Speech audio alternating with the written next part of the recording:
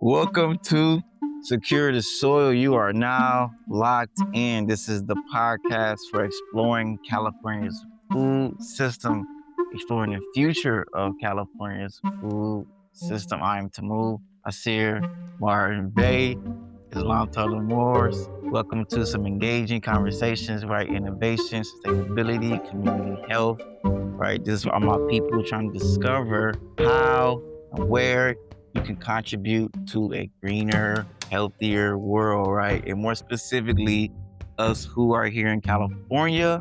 And we're going to start by breaking down the California Agricultural Land Task Force recommendations. That is a mouthful, but we got to do it. We got to do it. You know what I'm saying? I'm back. This is episode 2, right? Welcome back.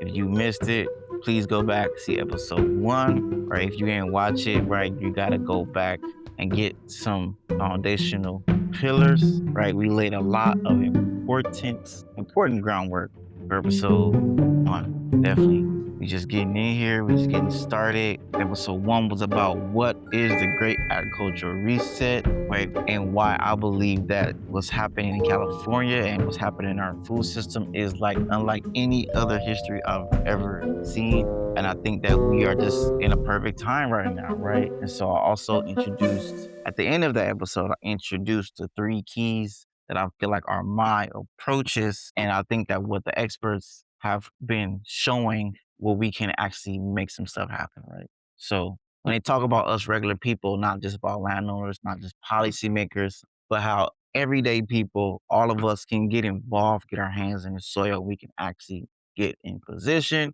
We can actually make a difference. And today we're going to take a deeper dive into all 3, which is I'm going to tell you exactly how you can get involved, right? And how you can stay connected and how we can really tap into the task force itself, right? And all the recommendations and everything that it really just has to offer, right? I mean, it's just so much information, so much insight was given that I just feel like I don't think that we really just understand what's going on. So, but before we do all that, get into it too much, I do want to say one more time, like I said, I'm not the expert, right? I have a lot of experience in this ecosystem, very much. I've been doing this for the past, I would say, 7 years. I know a lot of the experts. I have access to the experts.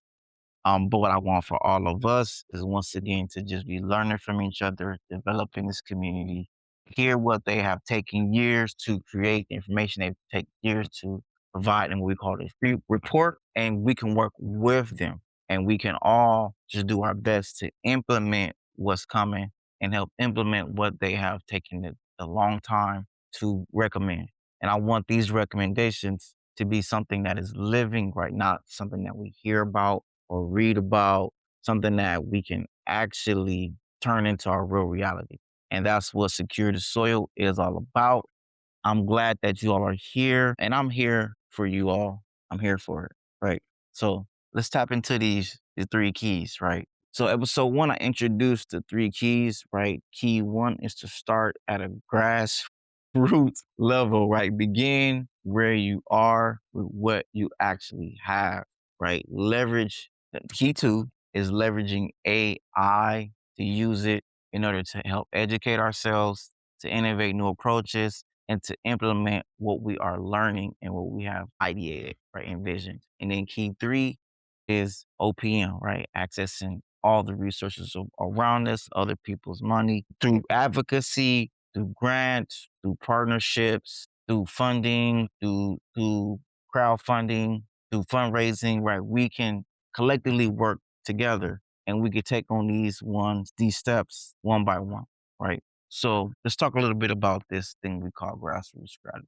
This approach is one I think it gets the most really underestimated from my perspective because this is how I started and this is what I see.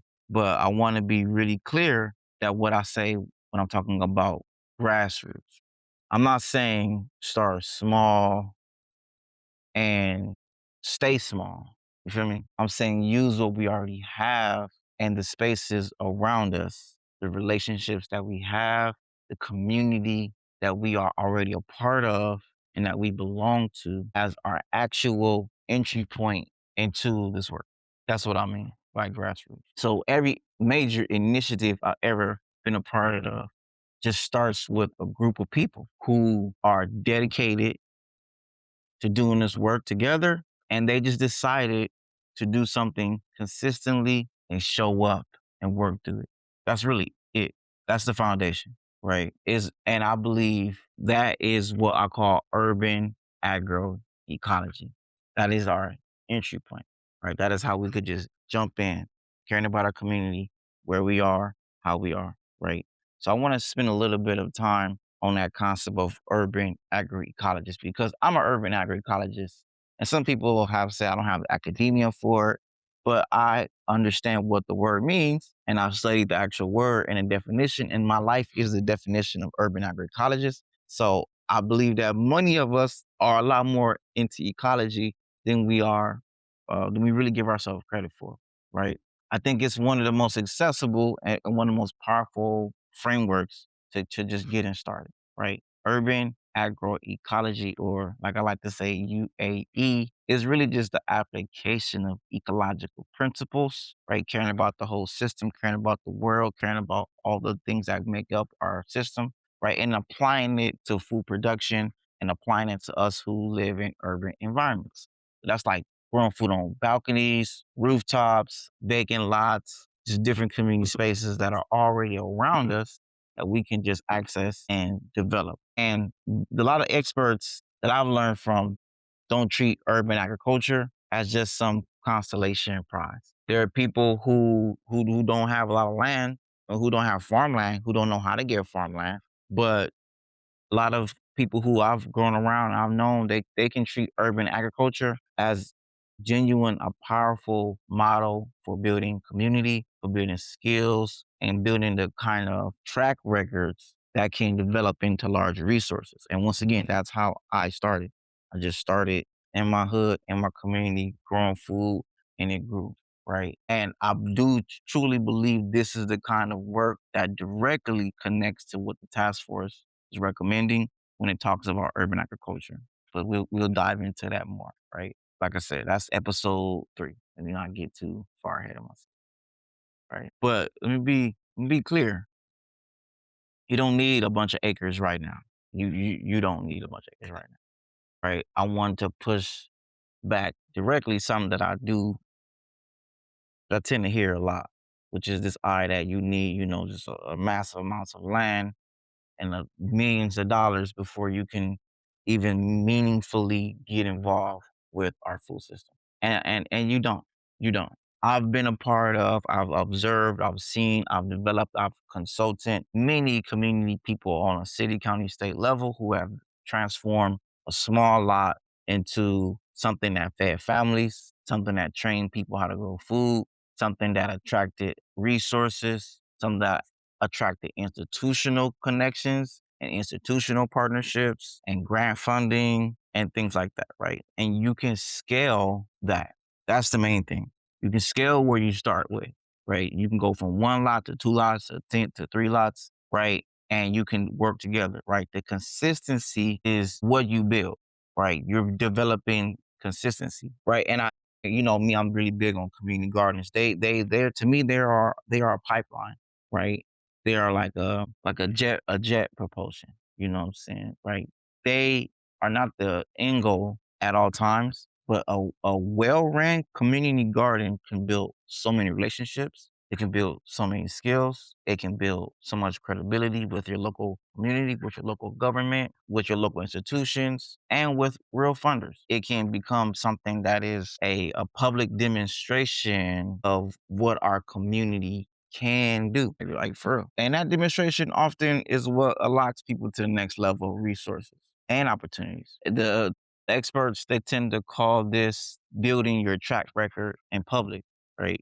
You're not just growing the food, you're making a case for what your community is capable of doing. So next we have what's called cooperative models, right? That's a part of what you also learn through grassroots, right? It's something that the experts point to very much consistently, right? And that's really deep roots in especially Black, Indigenous, Asiatic agricultural history, especially in this country, right? It's cooperative models, right? Cooperative models are very, very, very necessary, very, very, very helpful. And they're structured where groups of people put their resources, their money, their labor, their land, their knowledge. Everyone brings it together. Everyone shares both the work and everyone shares the benefits. And not one person carries just the full weight of all of this, right? And that way the group can accomplish things that nobody by themselves could ever do alone, right?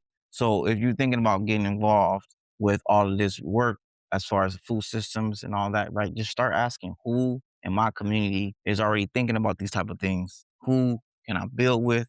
Because really a cooperative model is just one of those pathways that from what I've read in a report that is specifically looked at when thinking about equitable land access, land tenure. But once again, we'll dive more into that in episode 3. So stay tuned for next episode. And also one little quick little note, it does help to understand how to diversify revenue really early on.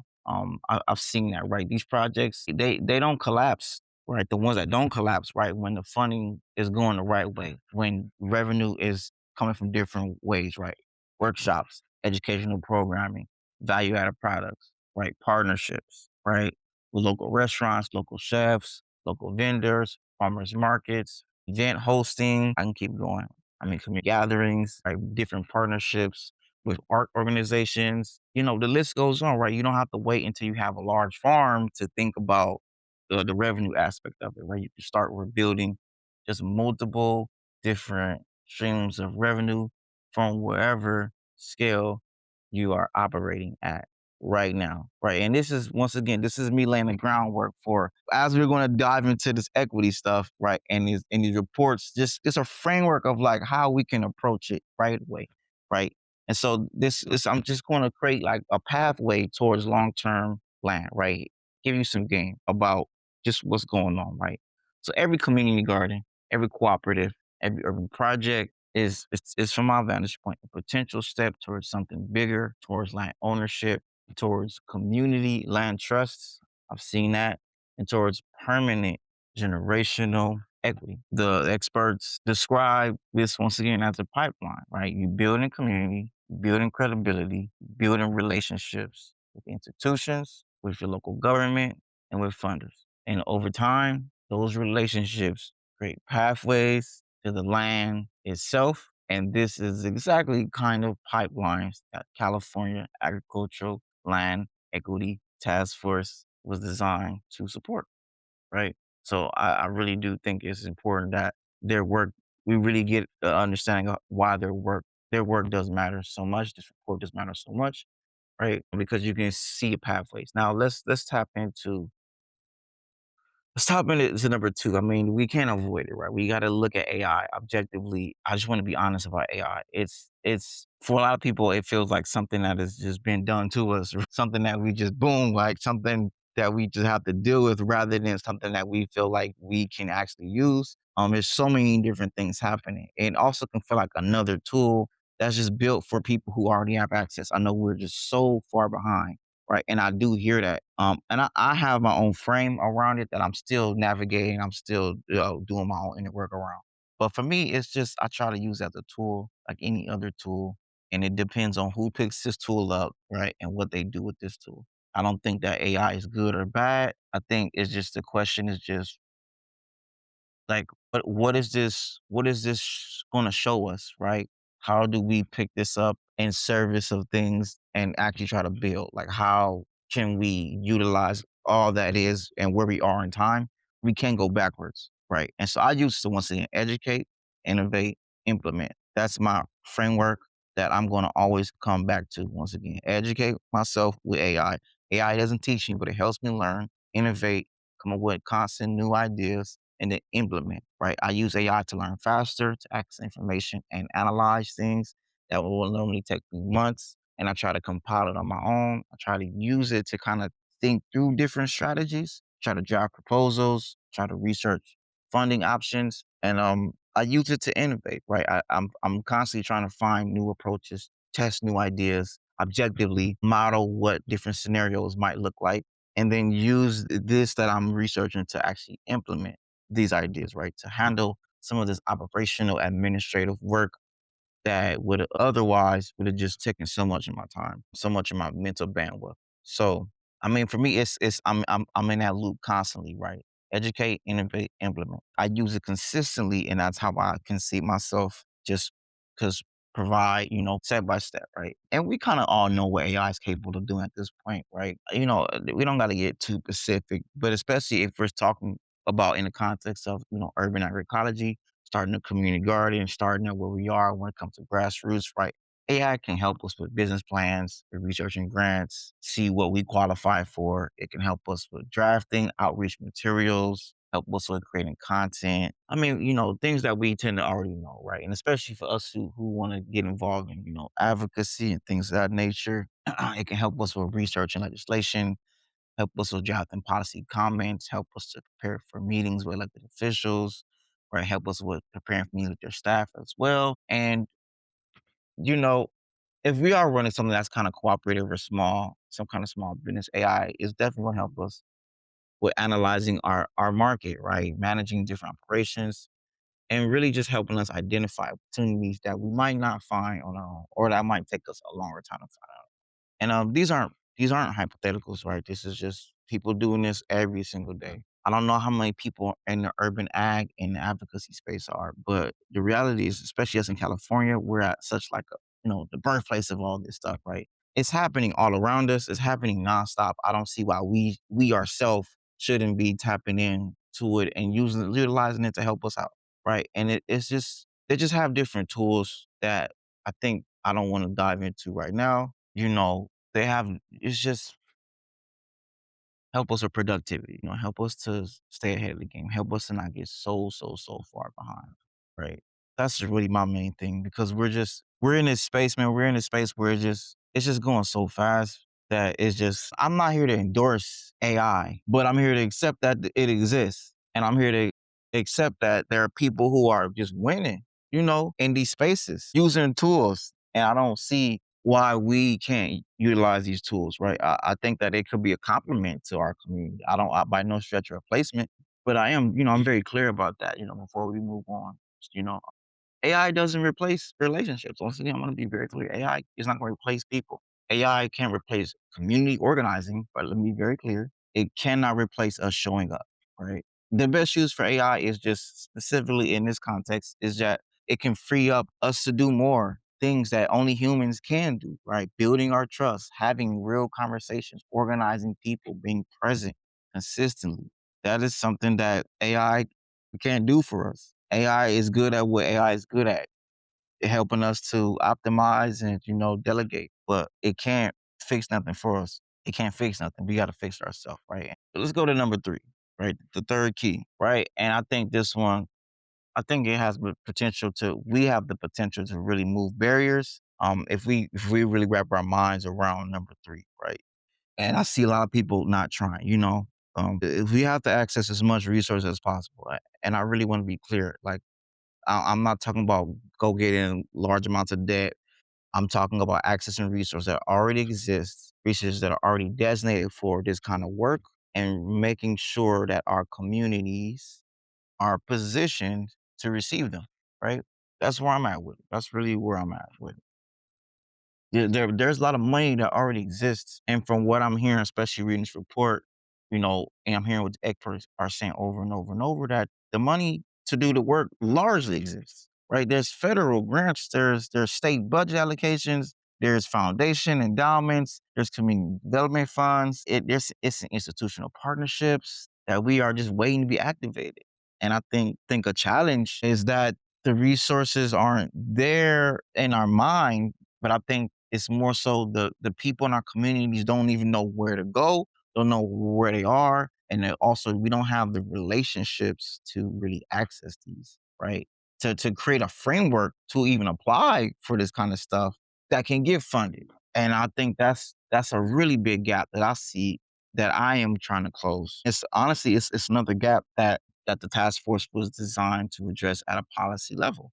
And that's a part of the recommendations. That's a part, which once again, we'll go into that. Like there's so many different resources and so many different other reports and so much history, around this initiative that next episode, I want to dive deeper into just the ecosystem around the report, not only the report itself. It's essentially just making a case for something that you believe in to the people who have the power to make it happen. That means showing up to city council meetings, calling, emailing your assembly members' office, building relationships with, state elected officials, finding coalitions that are already doing this work and joining them, right? Going in spaces and just adding your voice to theirs, listening for a long time, but adding your voice, adding your perspective, adding your history, right? Learning how to write policy comments, learning how to speak at public hearings, learning how to make your community's needs very legible to systems that are allocating the resources. None of this requires a law degree. It just requires consistency, honestly, man. It requires just building relationships. And both of those are buildable by anybody, for real. Like anybody can do it. I've done it. There's so much grants, there's so much funding from our government, federal, city, county, city, right? The USDA, with all of its intricacies, does have resources that are designed for beginning farmers, for agriculture, food justice work. There's so many programs in California with real money attached to it.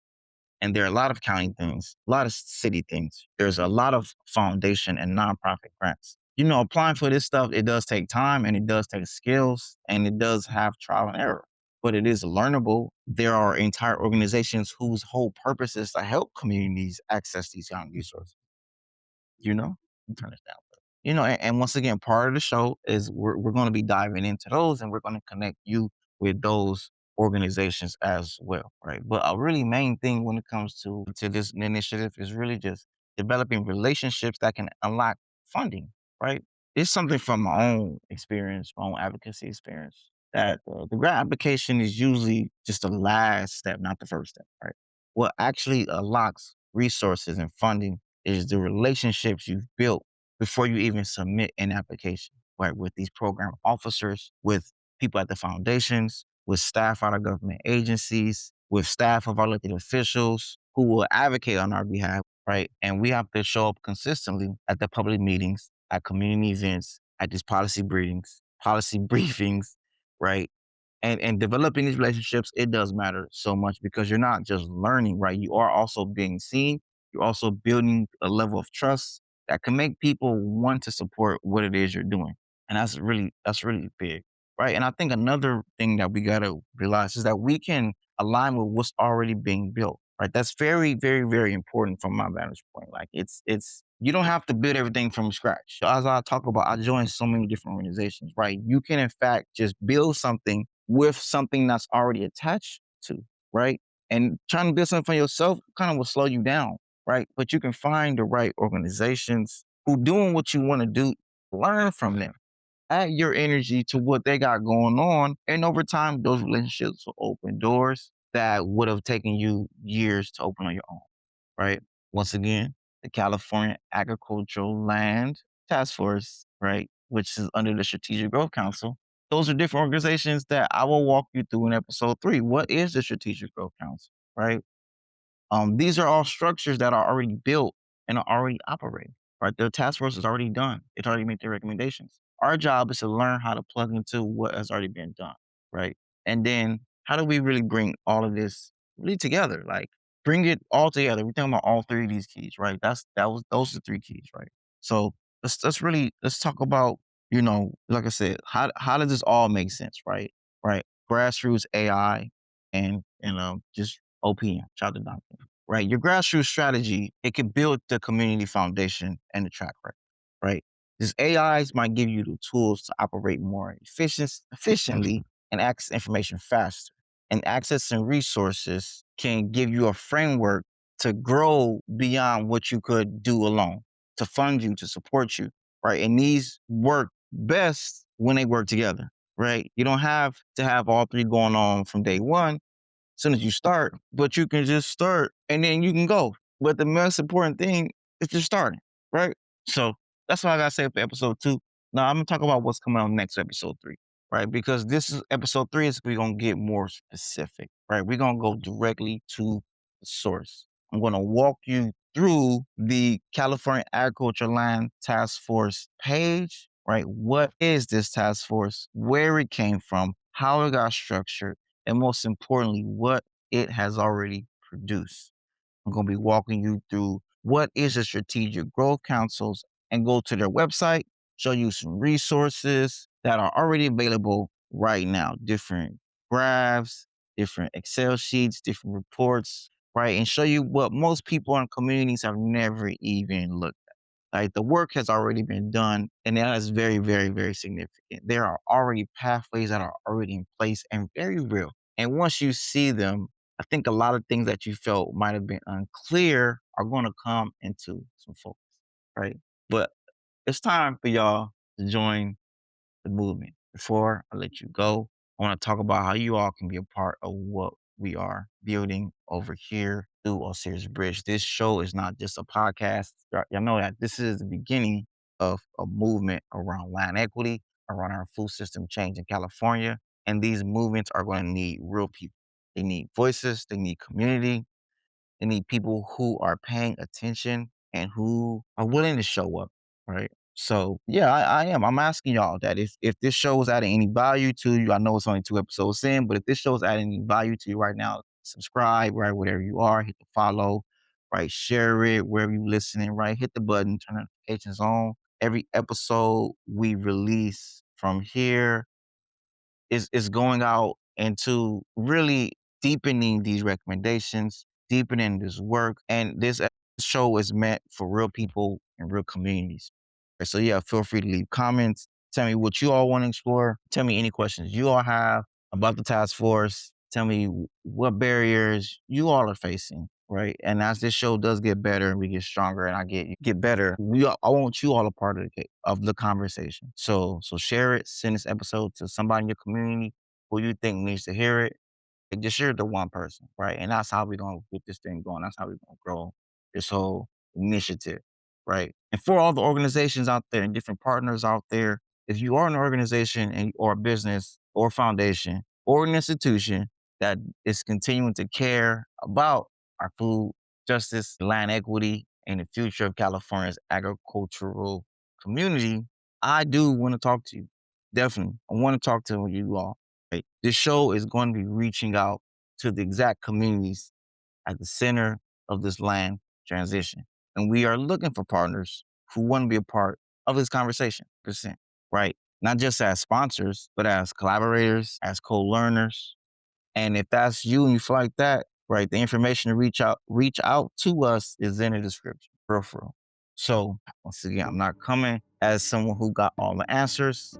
I'm coming as someone who has spent years in this ecosystem, asking questions, sharing my voice, and I have access to these experts. And I genuinely believe that more people in our communities deserve access to what these experts know, and especially what the task force has done is very serious work.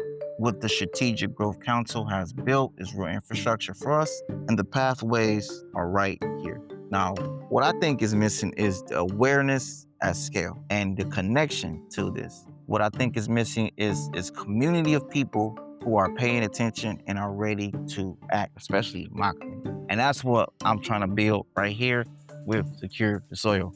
I want these recommendations to be living, and in real life, I want us to love and respect the nuances and the layers, right? The reciprocity of all of this. That's what I'm doing. That's what I want to do. I want to contribute, right? Episode 3 is going to drop real soon. I will see you all. Peace, blessings, and love.